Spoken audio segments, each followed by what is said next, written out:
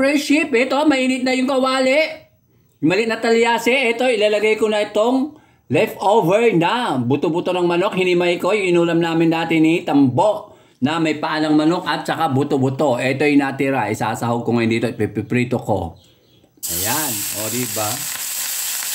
Kasi sayang naman yan mga friendship. Natira namin nung kumain kami, inulam namin ni Tambo. O diba? Leftover, hindi siya right over. O diba? Hindi siya right over. O diba mga friendship? Ano mga friendship? Medyo malapit-lapit na siya maluto. Okay na siya at lalagyan ko siya ng konting walang katapusang halubaybay. O diba? Konti lang. O diba? Bango. Yan, gisa-gisa natin dito sa halubaybay. O diba? Kung ano pinaggagawa kong mga friendship. Oh, diba? Sayang yung leftover, hindi siya overripe. Ay, right over. Sabi nga ni Tambo, bakit hindi dalaw right over? Ayan, o, diba? Ganda. Saka natin lagyan ng sabaw. Walang katapusang sabaw ng bigas. Oh. Lagyan natin konti. Ayan. O, diba? Lagyan na rin natin ng ayan, pampalasa. At saka takpan. O, diba? Walang katapusang takip. O, diba mga friendship? Ang antik na takip nung pang 1986. O, diba? Antik siya. Mga friendship, ito pala yung buto ng manok. Sayang din yung lasa, kaya nilagyan ko nito para yung halubaybay bagus na ginagano'n ko. O, diba? Kasi sayang yung katas nung buto, mga friendship. Hindi ko na nga sinama yung buto. O, diba? Kung ano pinaggagawa ko sa buhay ko. Magkalasa lang. O, diba, mga friendship? Ayan, ganyan. Hindi na madurog siyempre yung buto. Parang hinuhugasan lang mga friendship. O, diba? Para makuha lang yung lasa. Diba? Ayan. O, diba? Mukha siyang mukha siyang masarap. Hindi naman madurog pag gano'n. Hindi katulad nung bagong isda, mga friendship. Kita ba? Ayan, kita naman. Haluhalin lang ganyan. Hindi naman madudurog. Ayan. Kukunin lang yung katas ng buto. Parang hinugasan lang mga friendship. Kaya hindi ko na kinuha yung buto. Hindi ko na sinama sa laman ay prito kasi sa gabal pa yung buto. Ano ba? At saka ilalagay na mauna yung kamote. O, diba? Ito yung kamote, mga friendship. Ayan, o, kamote. In English, sweet potato. Diba? This is sweet potato. In English.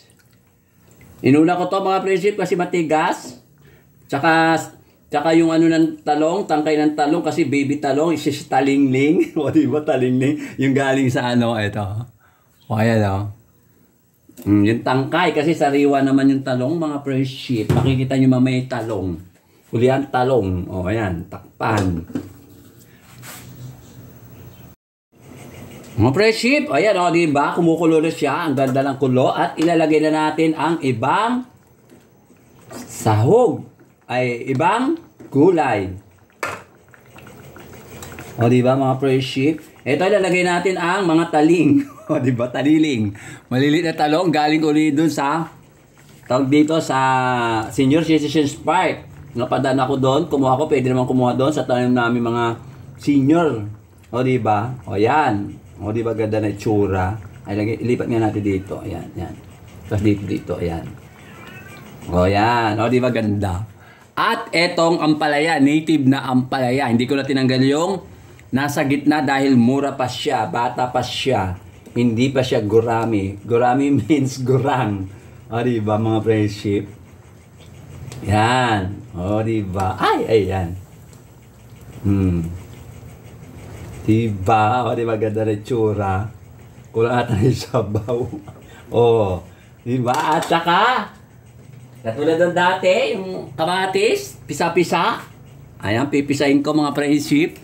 Malinis ang kamay ko at ako lang naman nakakain. Wala akong kasama. Walang pasok sila Empanada Boy. Wala si Tambo dahil kumain na siya dito. Nung nag-ulam kami ng sinigang na paa tsaka buto-butong manok. O diba, pare-pare yung mga buto. Pare yung buto. Buto yung paa. Tapos buto yung katawan. O diba? Diba? Damihan ko nga ng kamatis para masarap. Mura naman ang kamatis. Ay, buhay pa ang kamatis. Lumulundag mga friendship. O diba? Ganda na itsura. O, hindi na siya tomato sauce, kundi tomato na talaga kasi medyo mura na ang kamatis. Yan. Nakita nyo naman kung magkano kilo ng kamatis ngayon, mga friendship. May 50, may 40, yan. 20 pesos ang isang kilo ng kamatis. Malalaman. Ni-vlog ko na yan, mga friendship. O, diba? At, takpan! Mga friendship, ayan na. Kumukulo na siya. Malapit-lapit na siya maluto. Andito yung taliling. Nilagay ko na yung taliling. At saka itong, ito. Tawag dito, ampalaya, native na ampalaya. Ayan, malapit na siya maluto. Yung okra, wala pa. Mamaya-maya na kasi madali na maluto yun. Ayoko ng ayoko ng whole cook. Kailangan half cook. O, diba? O, diba? Ang ganda na itsura, mga friendship. Yan ang tinatawag na pinakbit ba? Ba't ang alam ko dyan? Gulay. Kung di pinakbit, dinengding. O, diba, mga friendship? Ayan, di ba malapit na siyang maluto. Maya-maya, ilalagay ko na rin yung okras. Okras sa bakla. Lady fingers in English. Okra in Tagalog. O, di ba? Takpan!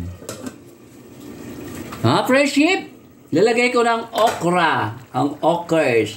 Ayan, dami. Lalagay ko na lahat. 5 piso lang naman ito bili ko dito, mga friendship. Sabay-sabay nung bumili kami ng paanang baboy. Paanang manok tsaka buto-buto ng manok. O diba? Ayan. O diba? Ang ganda tignan. Yan ang tinatawag na okras in Kajoklaan.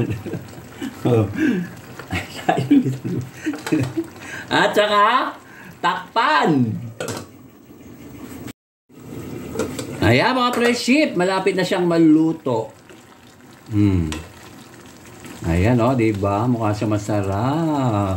Gusto ko lang talaga sa okra half cook. Ayoko ng whole cook.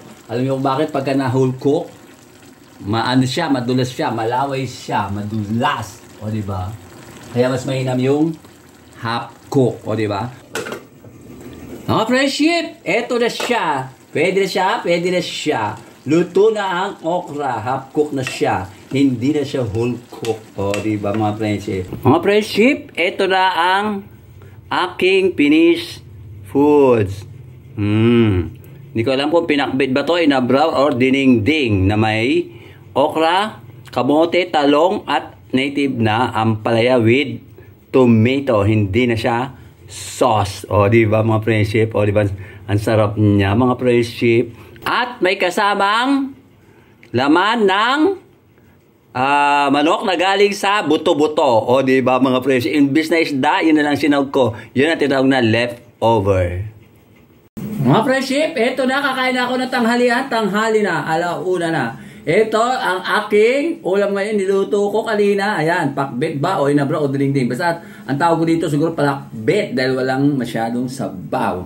Kakain na ako mga friendship at nato Tom Jones na akis. Unahin natin ang taling. Talong na maliit.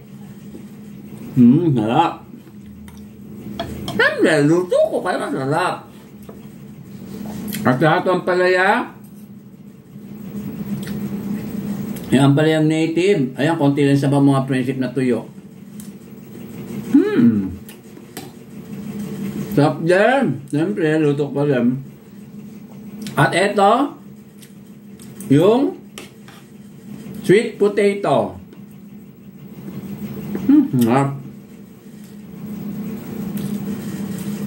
At saka itong tangkay ng ng talong. Ito, talong. Tangkay ng talong.